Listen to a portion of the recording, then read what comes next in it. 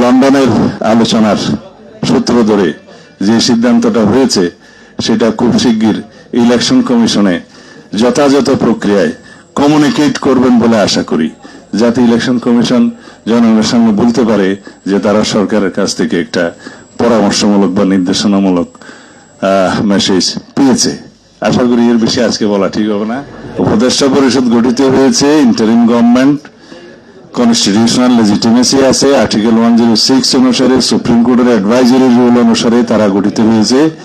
অন্তর্বর্তীকালীন সরকারের প্রধান উপদেষ্টা এবং উপদেষ্টা মন্ডলী।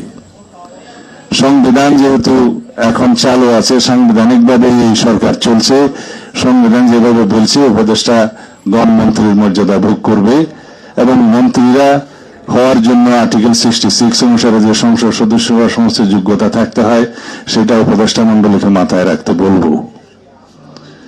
সেখানে কিন্তু বিদেশি নাগরিকত্বের বিষয়টা অনুমোদন করা নাই এবং আরো অন্যান্য বিষয় আছে। আমি এই বিষয়ে আজকে এর বেশি কিছু বলবো না।